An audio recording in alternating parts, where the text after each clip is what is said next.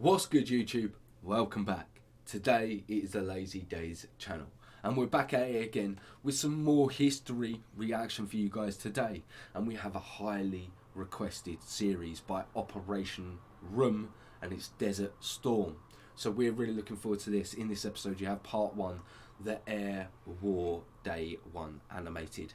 We're really looking forward to finding out some modern warfare and what happened during this period of time, and just more information in general. So if you haven't already, please head over to Operation Room. A link will be in the description box down below. If you guys are enjoying our content, like, comment, subscribe, hit that notification bell. But we are just going to jump straight into this one. Let's do this. We're good on recording, yeah? Yeah. 7 B-52s take off from Barksdale Air Force Base in Louisiana. In 35 hours' time, when they return, a war will have started, and they will have set a new record for the longest bombing raid in history. A year prior, in 1990, high levels of oil production in the state of Kuwait and other Arab nations are depressing global oil prices. Because of its economic dependency on oil revenue, neighbouring Iraq is struggling to pay $14 billion debts on loans used to finance its war with Iran in the 1980s. It has come to the point where Iraq is now even struggling to pay for basic government spending. Dating from the fall of the Ottoman Empire after World War I, Iraq has maintained sovereign claims over Kuwait. An accusation that Kuwait is slant drilling Iraqi oil fields gives Iraqi President Saddam Hussein an excuse to invade and annex the small nation on the 2nd of... Wait. So they've dug under and then dug along into the other people's territory. Wow, that's a violation. That's a violation. I wouldn't take that. Iraqi President Saddam Hussein an excuse to invade and annex the small nation on the 2nd of August 1990. Following international condemnation and sanctions, British Prime Minister Margaret Thatcher and US President George H.W. Bush begin to deploy forces to Saudi Arabia, urging other countries to do the same. A UN resolution passes, giving Iraq a deadline of the 15th of January 1991 to completely withdraw from Kuwait. The build-up of coalition forces in Saudi Arabia is called Operation Desert Shield. Over a period of 6 months, 35 nations send a total of approximately 1 million military personnel to Saudi Arabia, the largest military alliance since World War II. Wow. 2,230 coalition aircraft are sent to bases in Saudi Arabia, and 6 carrier battle groups are deployed in the region. The coalition war plan is first to wage an air war to achieve dominance of the skies above Iraq, and to strike targets to degrade the Iraqi military for when the ground invasion is launched some weeks later. The first day of the air assault will be the most risky. Iraq has a very dangerous arsenal of air defense systems. 154 SAM sites with 16,000 missiles defend Iraq, alongside a further 972 anti-aircraft artillery guns, 2,404 fixed AA guns, and 6,100 mobile AA guns. Baghdad is likely the most heavily defended city in the world. 478 early warning radars watch the skies for coalition aircraft, with command and control centres ready to scramble the Iraqi Air Force's 550 combat aircraft to respond. The priority for day 1 of the air campaign will be to degrade the enemy's air defence systems. The deadline passes, and a day later the Great Air Assault on Iraq is put into motion. H hour, the start of the air war, is scheduled for 2:38 AM on the 17th of January. 2 hours before H hour, the B-52s are nearing the end of their long journey from Louisiana, and an enormous armada of aircraft is taking off all over Saudi Arabia and from carriers in the Red Sea and the Arabian Gulf. 2 flights of helicopters, each with a single Pave-Low Special Operations helicopter and 4 Apache attack helicopters, cross the border at low levels. Their call sign is Task Force Normandy. Their job is to sneak up on and shoot up 2 key enemy radar positions. This will cut a vital gap in the radar coverage through which the coalition strike aircraft can stream... Mate, I tell you what, it is crazy how many aircraft vehicles we use nowadays. I would shit myself seeing a Pave-Low and 4 Apaches coming at me. You're gonna hear. Led by a bigger fucking helicopter. Yeah, the Pavlo, mate. Yeah, the Pavlo. the And for Pavlo, Apaches, nah, bruv. That's like being a rice farmer in Vietnam and hearing Fortunate Son. Jesus. At that point, you just want to give up. Mate. It's, my God. Insane. Oh, and they're flying low, so they're under radar as well. That must be horrific into Iraq to to see. hit their targets. E2 and E3 airborne warning and control aircraft, referred to as AWACS, are orbiting near the border, directing operations and keeping an eye on Iraqi airspace. Air-to-air refueling tankers are now refueling the aircraft of the enormous 1st Striking Force over Saudi Arabia. For the last... Wait, what? They're doing mid-air refills. They do mid-air refills? Yeah, this is a common practice. I never knew this. I'm so uneducated. So this is it's a common thing that they do. So if you do long haul flights or whatever, or there's it makes an sense. Like it makes sense. Out training, you hook up to a hose and you fly underneath it, and it hooks up, and you sit there, and then you just fuel up, and when you're done, you detach and you fuck off. It's sick, bro. That's so cool. That's so cool. That's just threw me off a bit. Yeah. You didn't know you could refill in few midair? months, large formations of coalition aircraft have massed every night near the border, so as not to cause a specific alarm in the enemy command structure when the air war does start. Okay. What Iraqi radars can't see... Imagine being in Iraq and seeing on the radar just all of these like planes just building up on your border, just all these little dots, and just going, okay, it's a coming, it's a coming. Like, what are you supposed to do? Because that's a lot. That's a lot. Come on, look at that screen. That's a lot to me. That's a lot to me. I'm gonna sit there and just smoke a pipe. Like, there's nothing. Oh, mate, I don't know what to do. Whew. I knew we used aircraft, but That's seeing it like this is it's a bit eye opening. You know, modern warfare like stuff. And this is early 90s. Tonight is the further formations of aircraft amassing further away from the border at low level. F-117 stealth aircraft have also crossed the border unescorted and head for Baghdad. It's unclear whether their stealth technology will be potent enough to cloak them from the massive fire control radars around the heavily defended city.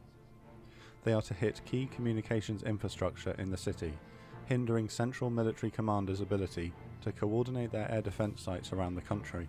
Okay. One of the main targets is the International Communications Centre in central Baghdad, through which 50% of all military comms traffic is routed. These vital strikes are needed to protect the main assault aircraft when they attack in the coming hours. In the end, the stealth bombers circle Baghdad undetected, waiting for H-hour.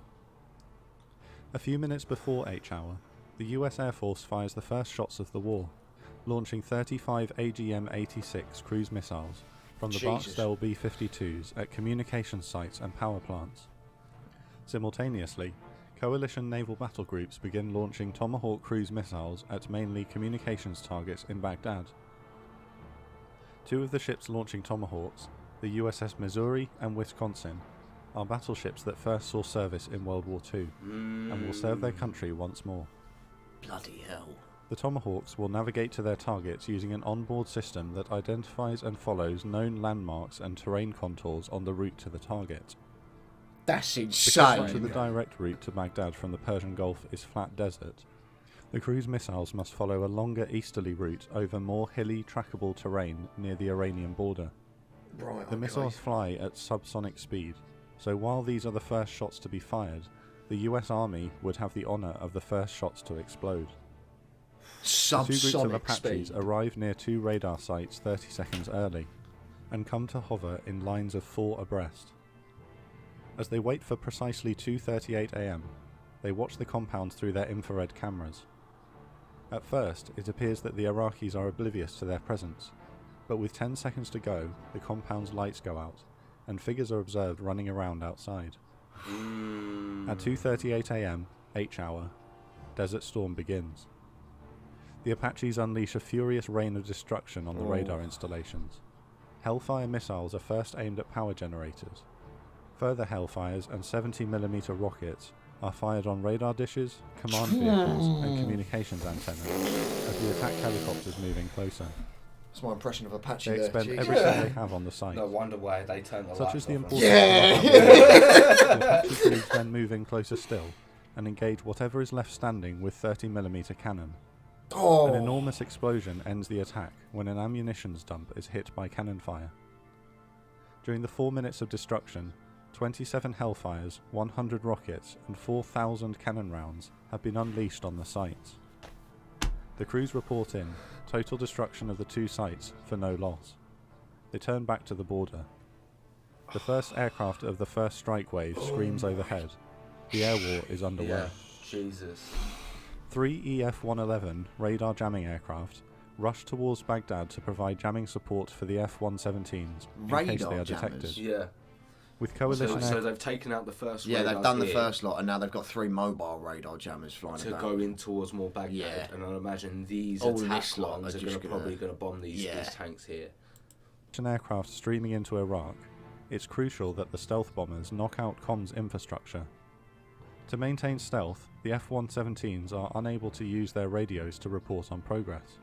Commanders at the Coalition Tactical Air Control Center, the TAC, won't know if the crucial task has been successfully completed until the aircraft are near the Saudi border on their return journey. The strike aircraft will be deep inside Iraq by then. But this is the first major war to take place during the new age of communications and international live television. Believing the imminent start of the new conflict after the UN deadline passing, live news channels have sent reporters into Baghdad. At the TAC, they spot that a reporter is live on CNN, reporting hearing aircraft over the city. The news streams almost definitely route through the International Communications Centre, a primary target for the F-117s. CNN is put up on the large screens in the TAC. At 0300, the precise moment the first bombs should be falling on target, CNN lose the live feed from their reporter on the ground. A cheer erupts at the TAC. The first F-117 strikes stir the hornet's nest, Yeah. and 2,000 anti-aircraft guns in Baghdad open fire into the night sky. Stealth can protect the aircraft from radar-guided missiles, but blindly fired anti-aircraft fire in such volume will be equally deadly if a lucky direct hit is scored. Yeah. They dropped 17 paveway guided bombs on 13 targets, radio towers, command bunkers, and a palace just outside the city, incorrectly believed to have been housing Saddam Hussein himself. Okay. Shortly after, the first of 116 Navy-launched Tomahawks begin to fall on Baghdad, hitting party headquarters, a Scud ballistic missile factory, another presidential palace, and other targets of importance. A British journalist watches from his Baghdad hotel window as a Tomahawk screams past him at eye level down the street and hits the Ministry of Defence building at the end of it. Some Tomahawks carry special warheads which contain long strips of carbon filament. If you work for a news channel and they said to you, you got to go down to here, like a few days before, like something was kicking off, would you go? Yeah. That's insane. Can you just see a Tomahawk go past the eye level and then it went up the road? That's it. You just see it hit a building. At that point, you go, I think it's my time to go. It's like, like, yeah, I'm going home. yeah. How you getting I'm home? going to finish my cup of tea and pop off. Oh, mate. And then he was saying some of these Tomahawks had special fitted warheads. Oh, wow. Him at eye level down the street and hits the Ministry of Defence building at the end of it. Some Tomahawks carry special warheads which contain long strips of carbon filament. These missiles fly over power transformers and switching stations and release these strips into them, causing the electrical components to spark, short out and burst into flames. 5 electrical facilities are hit. The B-52 launched cruise missiles fall on further communication sites and power generation facilities, including the Al Musayib Thanal power plant. After a grueling flight across the Atlantic and Mediterranean to get here, the B-52s will now fly back to Louisiana without landing. The 14,000-mile mission takes 35 hours, requiring 57 tanker sorties, a demonstration of American global reach. With Iraqi command and control seriously degraded, the 668-strong first wave of strike aircraft... From it's Louisiana. 35 hours to Yeah. get there. No, round trip. 35 hours to get there and back. Oh, right, yeah. I'm thinking it's 35 hours to get there with all the stuff they've got. No. But yeah, if they're running that, that's Strike aircraft with fighter escort begin hitting military targets across Iraq. SAM sites, Scud missile sites, command and control bunkers and airfields. RAF Tornado and US Navy F-14 interceptor aircraft patrol the Iraqi border and orbit Iraqi Air Force bases waiting for the enemy fighters to come out to fight. I wonder if they had F-22 One Raptors at this formation, point. a strike package of F-15E Strike Eagles, escorted by F-15C fighters and an EF-111 radar jamming aircraft, They look so hit naughty. Scud missile launch sites in the western desert, attempting to prevent Scud launches against nearby Israel. With the alarm now raised, the Iraqi Air Force is in the air defending their nation, setting up combat air patrols near key installations. With the strikes against the launchers underway, an F-15 detects a single Iraqi Mirage fighter nearby and destroys it with a Sparrow missile. Another Mirage moves in close behind the low-flying EF-111 and fires a missile. The 111 makes a violent turn and evades. At this point, an F-15 above spots the hostile aircraft and dives in to engage. Spotting the attacking Eagle, the Mirage itself makes a violent maneuver to evade the American fighter, but in doing so crashes into the ground. Ooh. The unarmed EF-111 pilot is credited with a maneuvering kill. Another F-15C Eagle has just crossed the border into Iraq, and the pilot detects a distant, unidentified contact on his radar. Rules of engagement require the pilot to ask one of the E-3 command and control aircraft for permission to fire. The contact begins to maneuver aggressively, and the E-3 grants permission to fire. The long-range Sparrow missile flies into the distance, and the pilot sees the fireball as it detonates. The enemy aircraft downed is a modern and dangerous MiG-29 Fulcrum, piloted by a veteran of the Iran-Iraq War with 3 kills on his record. A flight of F-4G Wild Weasel aircraft are some of the many aircraft on their way to Baghdad to attack radar sites and SAM sites. Because of the volume of coalition assets in the area, the escorting F-15s are constantly investigating potentially hostile contacts that turn out to be friendly. After a few false alarms, Captain Steve Tate finally finds an enemy Mirage. He engages with a Sparrow missile, and the fireball confirms the kill. Multiple flights of aircraft are inbound to Baghdad to attack SAM and radar site. Imagine being the enemy and just, like, it seems like only 1 or 2 planes coming out at a time. So you're in your one plane, right? And you come out and then you just see that crowd of planes. What do you do? What do you do? You're just like, oh, so there's about 50 of them. Yeah, just keep flying. What? There's like 50 of them. Yeah, take as many as you can out. What? Do your best, mate. It's like when you got told, just try your best. Fuck's sake. Jesus. Given the heavy air defences around the city, this could be a treacherous task. The US Navy aircraft make their first major play of the night. Okay. A-6 intruders to the west launch decoy glider drones towards the city, intended to trick the defending SAM sites into switching on their radars. It works, and many surface-to-air missiles are launched against them. The Iraqis believe they've scored multiple kills. What they don't see are the US Navy FA-18 Hornets armed with high-speed anti-radar missiles, HARMs, coming in behind. The HARMs lock onto the radar signals coming from the SAM sites on the ground as they engage the drones. A further 37 BQM-74 jet-powered drones approach from the south and orbit the city. Some are shot down by MiGs, but the rest are tracked and engaged by the SAM sites on the ground. The F-4s and FA-18s move in and launch 75 HARMs, destroying approximately 35 installations. The idea of offering bait drone aircraft to the air defences for the Wild Weasels to engage is that of Brigadier General Larry Pooh-Bah Henry. Very smart. The engagement during Desert Storm becomes known as Pooh-Bah's Party. Another flight of 4 FA-18s are approaching the large airbase H-3 in western Iraq with an E-2 Hawkeye carrier-launched early warning aircraft above. A pair of MiG-29s move to engage the Hornets, but F-15s dive in and easily add 2 more kills to their impressive and growing tally. With 30 miles to go, the E-2 calls out 2 elderly MiG-21s aggressively attacking head-on. The Hornets are impressive multi-role aircraft. Lieutenant Commander Fox switches from ground attack to air-to-air mode with the flick of a switch. He locks onto one MiG, while his wingman locks onto the other. Fox fires a Sidewinder missile, and his wingman fires a Sparrow. Both hit. Both pilots calmly switch their aircraft back to ground attack mode, and almost without breaking step complete their bombing raid on the airfield.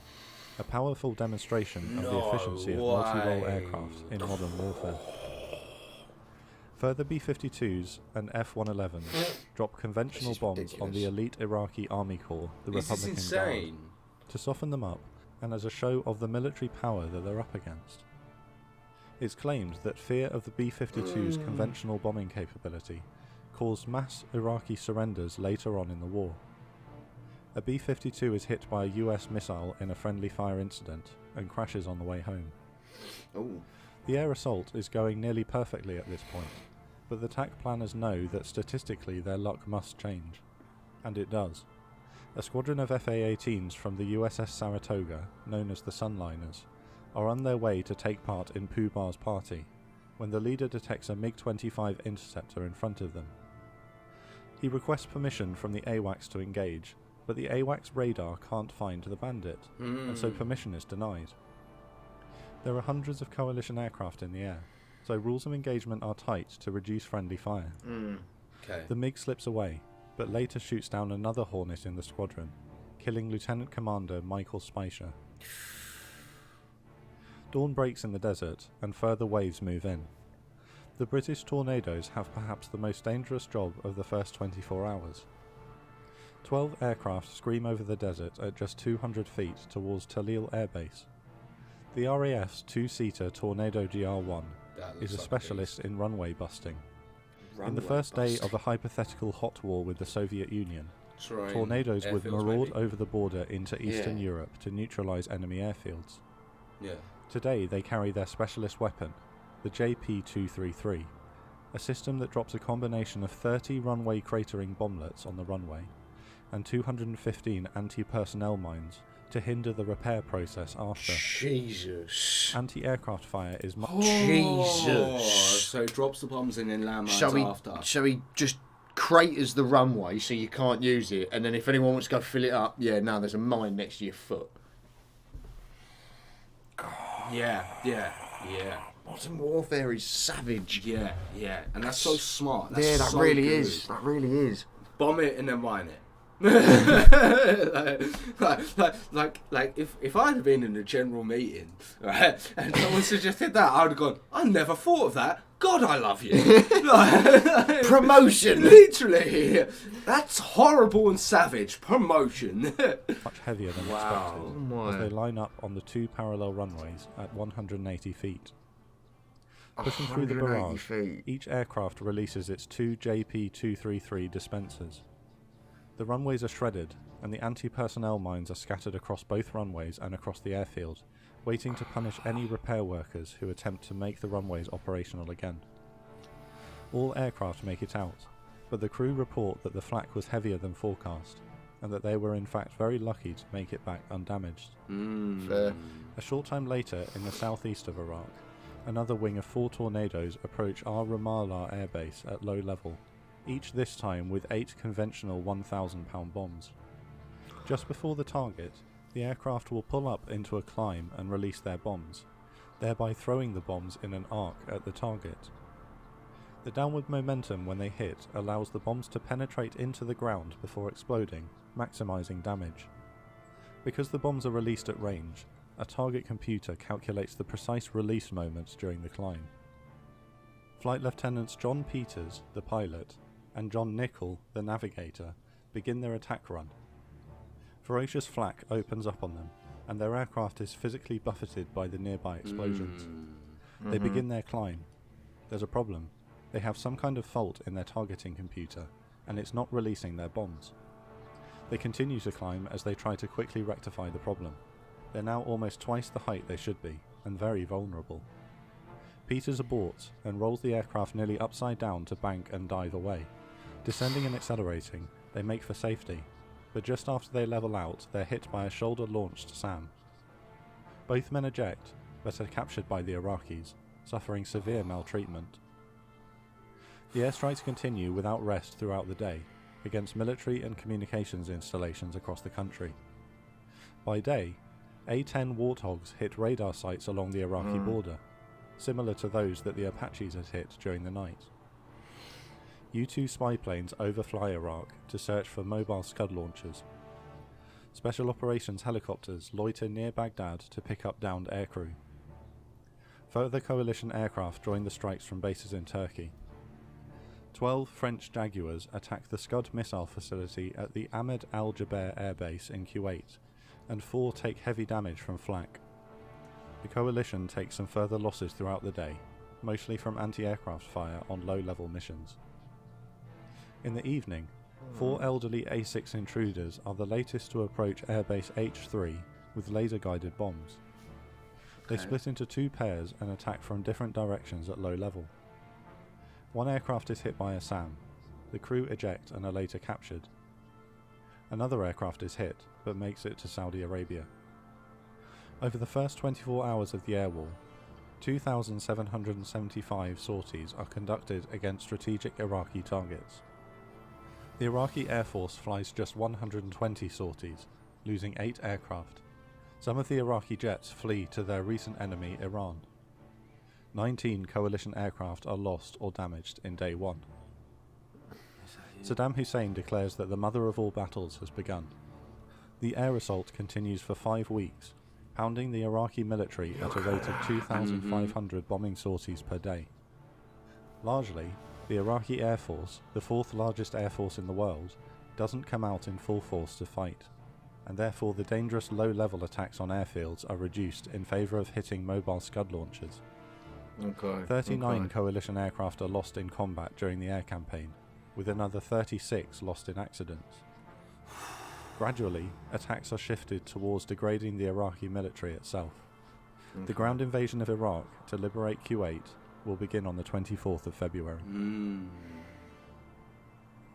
That's mad. That's crazy. Absolutely crazy. I really enjoyed that. Yeah. That was Jesus. It's really interesting to see modern warfare. Yeah, man. And yeah, I'd imagine we're probably gonna go over some ground invasions later on in the series and stuff like that. And this was just sort of a start. But oh my God, does your country get bombed now if you go to war? Jesus. That was a lot of playing. That is just like, and it's at 3 in the morning, mate. Yeah, let's just. You ain't awake for this. You haven't got breakfast. Middle of the night. Just boom. Imagine you didn't eat last night as well. Imagine you were out drinking last night. It was a heavy night. Imagine it was a class A night. You just done some mandy or something. Oh no. Imagine you just done some mandy. You literally just got to bed, bro. You literally just got to bed. 3 o'clock, you've walked in the door, you've laid down. So you are up, you lay down, you're like, I'm gonna get some rest, and you just hear and you're just like, lay here and die, or do I go? Anyway, I really enjoyed that. I hope you guys enjoyed good, man. Our reaction to it. If you did, like, comment, subscribe, hit that notification bell, and we will catch you in the next video. See you in a bit.